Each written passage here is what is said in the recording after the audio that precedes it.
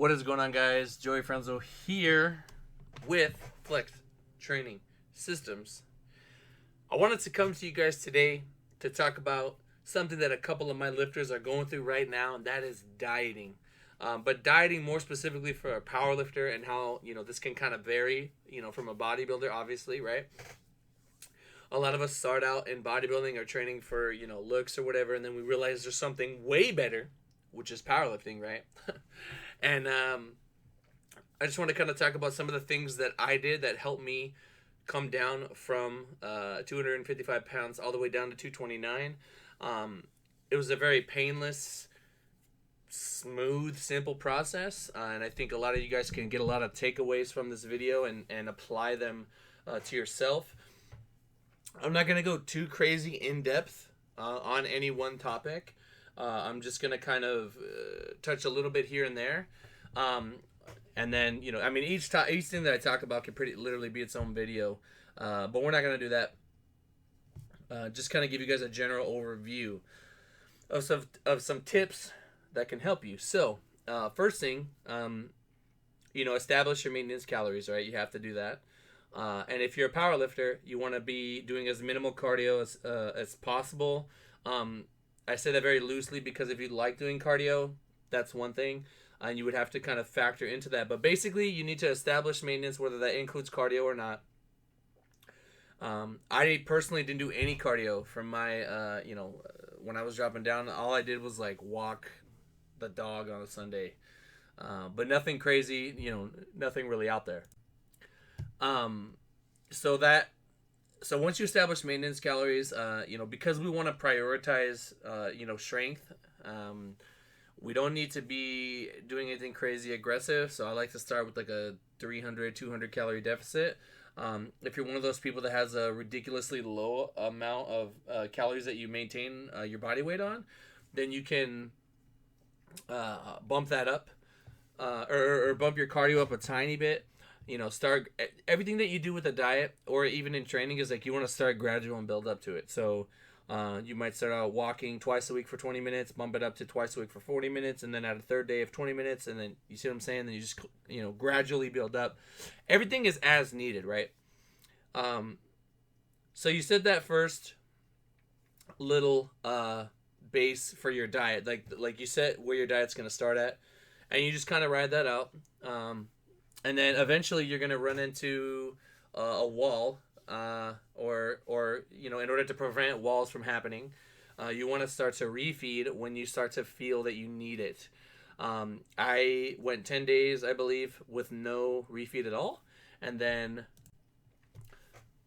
I added in refeeds to, I think I did 1 day of high carbs. And then I went right back to the deficit. And that really helped me just kind of delay having to make, further adjustments. And then eventually, when I did bring my food lower, I started to refeed more frequently. I might refeed for 2 days in a row. And then eventually, and this is what I saw the most success with, I ended up refeeding every 3 days, I believe. No. So I would refeed for 3 days. And then I would, diet kind of a little, mildly aggressive for 4 days. And what that kind of does is, because you're, going up and down, your body doesn't really have a chance to kind of understand that you're in a big deficit. Like if you're going, 20 days straight with, 500 calorie deficit, you're going to see some mild adaptations to that, which we don't want. We want to delay those I guess you could say metabolic adaptations as long as possible. This is going to be like your number one determining factor in how lean or how much weight you're going to drop. If our metabolism was kind of finite, meaning it just wouldn't change, then anybody could just fucking cut their calories by 1,000, ride that out forever, get to the weight they want, and then bring it back up. It'd be easy, And I think some people go into a diet thinking that, but they don't understand that once your body starts to fight you back, you're screwed. Unless you do things that are going to make your body happy to kind of delay that from happening. We want to delay that as long as possible, to get to where we want to go. And I think I was able to do a great job of that. I think my maintenance calories were like 3,000, 3,200, something like that, and I never had to go below. I think 2,600 was the lowest I got, but I probably could have done it on higher calories.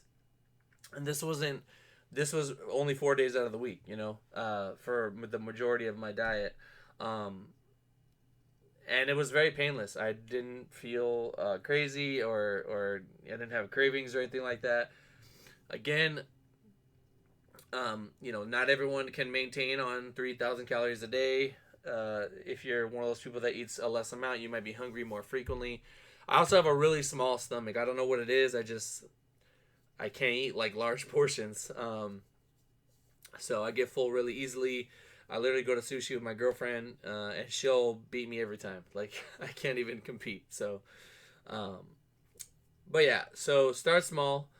Only make adjustments as needed. Don't be afraid to refeed when you need it. And then, you guys can experiment with this, but I had a really successful time on lower fats. Just keeping my fats around 50 to 75. Occasionally, like, I would live my life though. Like, when I wanted to go out or eat something, I would just say screw it for that day. But I tried to make sure that I still kept track of my calories, and if I did go over a little, I would make up for it, the next day or two, just pulling from those days to kind of cancel it out. I cannot stress how keeping my fats low and pushing my carbs as high as possible has helped me. Again, we're powerlifters. What matters most is that we're able to perform in the gym. If we can't perform, if we can't lift those weights, if we can't push, we're not going to have the demand for that muscle. We're not going to have the demand for those, positive strength adaptations. But yeah, that's pretty much, as far all I have to say as far as that goes.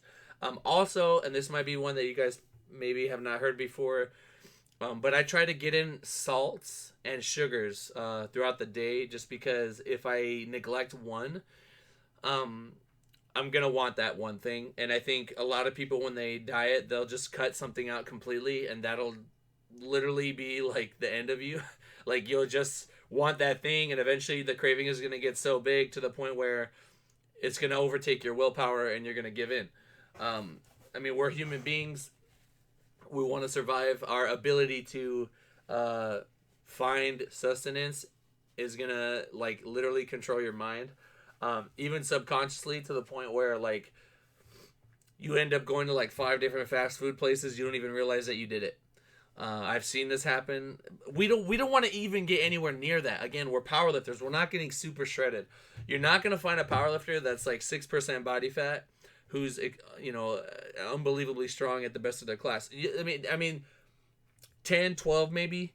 I guarantee you these guys have higher body fat percentages than you think. A lot of them are genetically gifted and just, they can look amazing at 15% body fat when you probably would not ever be able to look that way. So that's something that people need to consider.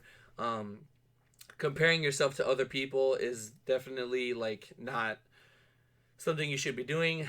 I think a lot of people also, they pull their physiology in too many different directions, and they end up getting nowhere.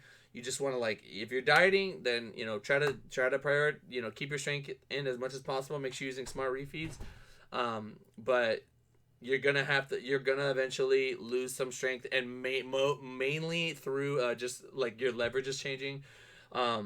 My bench takes a hit. My squat, if I get too low, my squat will start. Jesus Christ, I can't talk. Start to take a hit.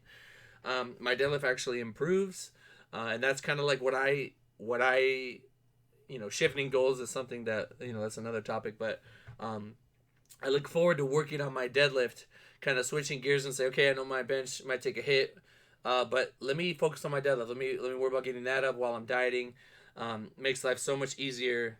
When I'm not as thick in my thighs to lock weights out. So, get your quick little recap there is just get your sugars in, get your carbs in, change gears, focus on something that makes you kind of happy or motivated to continue dieting. At the end of my diet, I could have kept going. I was like, I could easily keep going. And I think, you know, a lot of that has to do with just making sure that I made the process as painless as possible along the way. Um, you know, over 6 weeks, you know, 24 weeks, you know, 25, 26 pounds. I think that's a very, you know, appreciable amount of weight to lose. Um, and, you know, to feel no, you know, real effects from it. Um, that is, you know, I think that's an accomplishment. I'm proud of myself for doing that. Um, but yeah, that's how it should be. You guys shouldn't be suffering. You guys shouldn't be, you know, pissed off all the time, or you just can't make weight, or you can't like enjoy your life or think because you're so hungry and stuff like that. You will fail so quickly if you do not, you know, pace yourself out and just kind of understand the big picture, and that the goal is to be strong. And we're gonna use our meal timings, or you know, when we eat higher amounts of food, our refeeds smart, to give us you know, a good first half of the week maybe, and then once you start to feel the diet getting to you, the lack of food getting to you later in the week, boom, you kick it up and you refeed again. But overall, you need to be in a net deficit, because we know it's all about energy balance. But yeah, guys, um, quick little recap. Uh, Salts and sugars, you know, to blunt cravings. Keep your carbs as high as possible. Keep your fats down. You know, use cardio as needed. We don't want to do too much to the point where we're not adapting to our strength because we're doing so much cardio. Um, Shift your goal, so maybe focus on your deadlift, focus on your technique, focus on whatever. That way, you know, you when you see your numbers go up on that lift, you can kind of, even if you lose 10 pounds, 15 pounds, and you maintain your strength, that is huge. That is huge as a lifter. It's going to help your Wilks a ton. Um, yeah, and then just don't be afraid to refeed. Don't be afraid to bump the carbs up when you need it. Um, you know, and that's pretty much it, guys. I literally had cinnamon toast crunch and a pizza like every morning of my diet. You know, I was good to go. I didn't really want things after that. Oh, and then final thing, I drink like BPI, BCAAs. I don't drink them because I think it's gonna help me hold on to any muscle mass. I drink it because it tastes good, and it gives me something to kind of,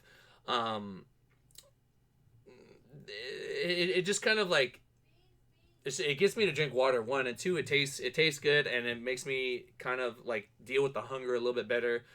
Like I can finish dinner by 8 p.m., go to bed by like 2 a.m., 4 a.m. sometimes, and you know, as long as I'm drinking my BCAAs, I'm gonna stay hydrated, and you know, I won't want to you know, eat anything or be bad. So, but yeah, guys, that's what worked for me. Um, I guess I could throw this in there. Like, you might want to go a couple hours in the morning without eating, or I could do either one. You know, I prefer like going to bed a little bit hungry. But then when it really gets to me, I like going to bed. Like if I know I have a lift the next day, and I'm not training the day before, maybe I might not eat, you know, earlier in the day, and then have that bowl of cereal before bed, or oatmeal or something like that. So, but yeah, guys. Also, I wanted to say I really, really appreciate you guys commenting on my last video. It's great to see all you guys' like different goals and responses, and your engagement. Really, it means a lot. It's dope that I can help, you know, or just get people involved and excited about, you know, things like this. So let me know what kind of diets you guys have been through, or your dieting experience, and maybe any tips that you guys have gone through that have helped you reach your goals. In a powerlifting sense, if you have never done it for powerlifting, then just, you know, let me know what you did. Usually most people tell me, Joey, I overdid it and I killed myself and I lost all my gains.